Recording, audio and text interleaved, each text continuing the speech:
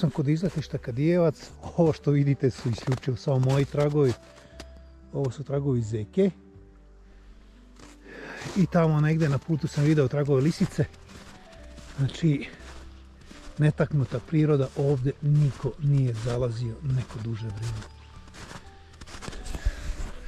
Ništa, idemo dalje da vidim koje nas lepote čekaju. Nije skijanje jedino uživanje na Kopaoniku. Kopaonik ima predivne šetne staze.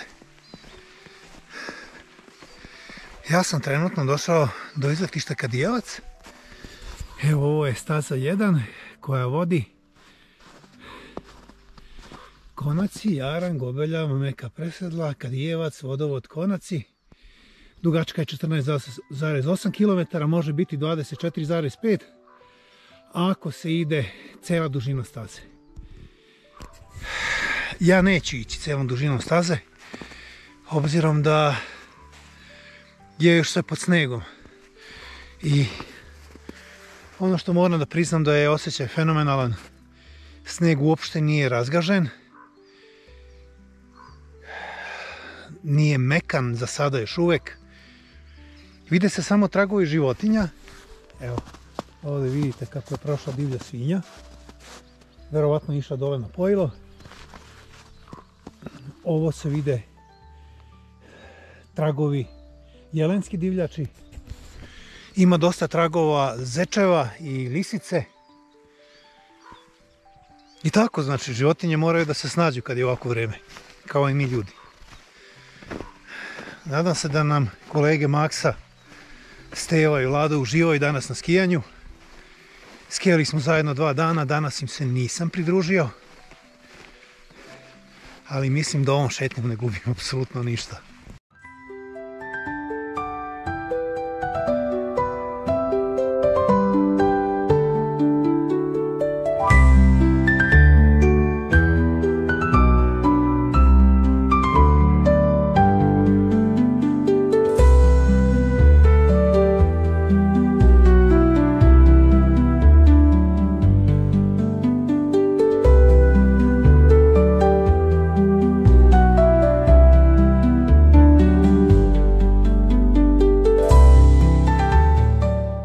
Sada, ovdje pored mene protiče Samokovska reka. Evo, otićemo do nje, da vidimo kako to izgleda. Morat ćemo da pregazimo ovaj divni sneg, netaknut.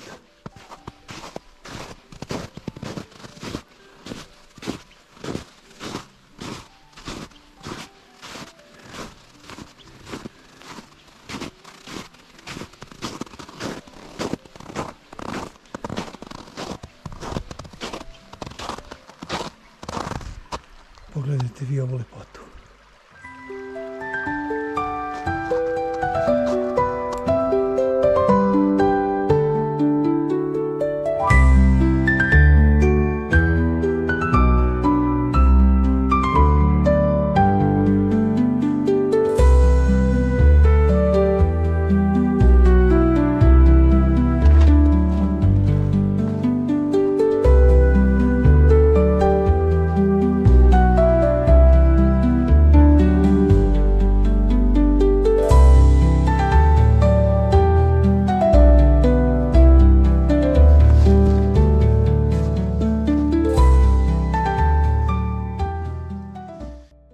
Sada ovako, naišli smo na jednu rampu, neki bi je smatrali opravdanom, neko je smatra neopravdanom.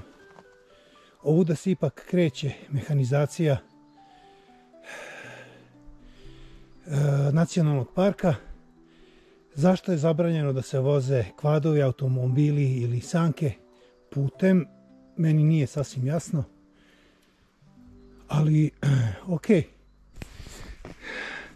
Ja lično ne vozim kvad, nisam nikad seo na njega, ali mislim da je to isto strast gdje ljudi kao i cross motori uživaju vozeći se po prirodi. Ja ne vidim da oni uništavaju više nego pešaci koji razbacuju smeće okolo. Smeće se sada ne vidi zato što je sve prekriveno snegom. Ali ja ovdje dolazim i leti, nalazim i flaše i maramice i omote čokolada i svašta. Pa ko je onda ovdje veći zagađivač? Oni koji voze kvadove ili prolaze ovuda kolima? Ili nesavesni pešaci?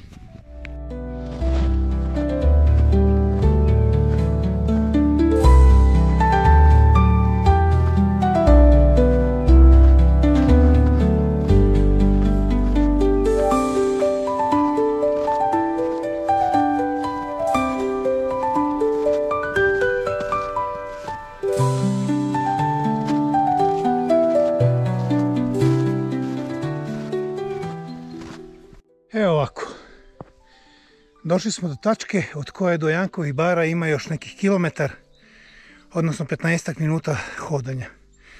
Ovo do sad je bila šetnja se uzbrdo, kroz sneg. Malo je naporno, nije strašno malo, ali uživanci ja 100%.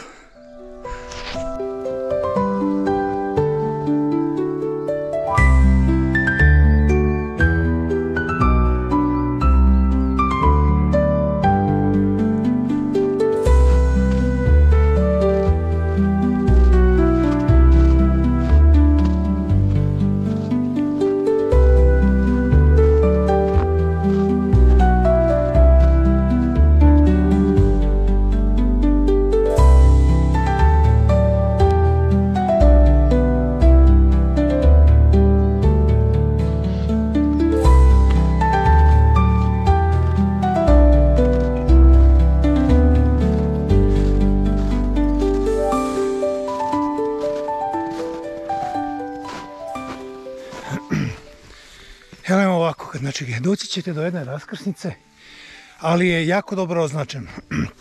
Stoji Jankove bare levo, znači mi ćemo skrenuti levo prema Jankovim barama. Nastavljamo, imamo još nekih 10 minuta hoda i nakon toga malo odmora, slikanje. Obožavam da pogledam fotografije i video zapise koje snimim tokom zime, da ih gledam leti, odnosno moje akcije i aktivnosti tokom leta volim da gledam zimi ili u jesen ili u proleće kada pada kiša. Tačno se ponovo vratim u one lepe trenutke i ona osjećanja, odnosno emocije koje me obuzimaju dok šetam, skijam, jedrim, vozim bajs ili bilo šta, dok se luči hormon sreće. I sad sam srećan. Ajmo dalje.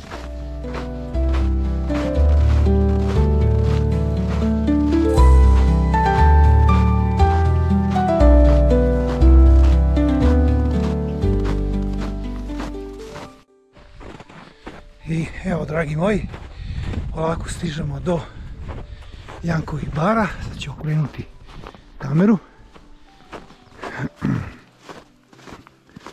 Ovo su Jankove bare. A ovo je bio moj telefon koji mi javlja da sam dobio neku poruku koju sad baš neću čitati ovaj moment. Pročitat ćemo i kasnije. Jankova bara je okružena stvari, to je uglavnom tu potoci i voda. Evo kako to izgleda.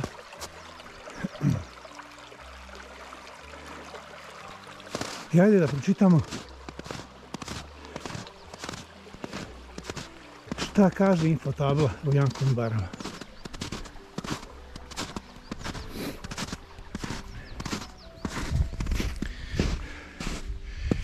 Kaže ovako: ovaj prirodni rezervat pod prvim stepenom zaštite se nalazi na 1450 metara nadmorske visine. U dolini reke Rečice pritok je Samokovske reke i najveća je Tresava na Kopaoniku. Jankove bare okružuju sa severa Jankov breg, sa juga Hajdučka laz, a sa zapada Suvi vrh. Tresave su hidrološke pojave sa specifičnom vegetacijom nastale kao posljedica isparenja mnogobrojnih potoka i bara. Podlogu Tresave čini tresetni sloj koji grade mahovine iz roda Spagnum, a debljina tresetnih naslaga prelazi čak i 3 metra. U vegetacijskom smislu specifična je zajednica smrče sa sfangumskim i drugim tresavskim vrstama. Floristički sastav karakteriše prisustvo reliktnih i retkih vrsta. Mislim dobro rekao, reliktnih i retkih vrsta, dobro. Jankove bare uvršćene su u objekte hidrološkog nasljeđa Srbije. Nice.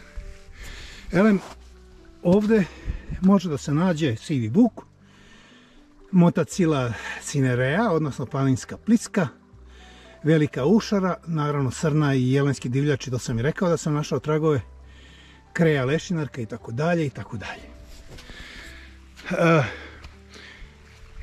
Ja nisam sreo ni vukove, nažalost nisam sreo ni jelensku divljač,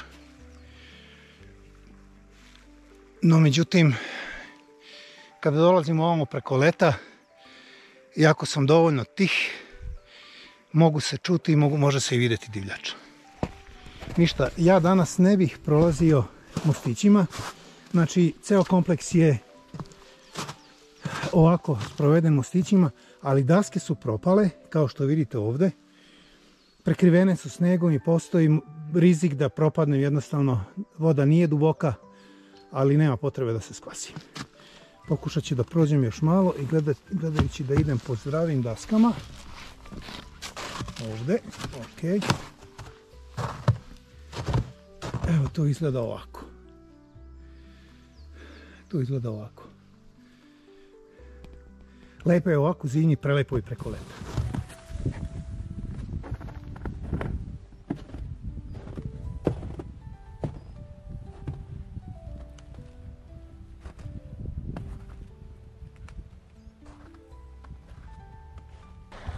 E pa, dragi moji, današnji cilj je postignut.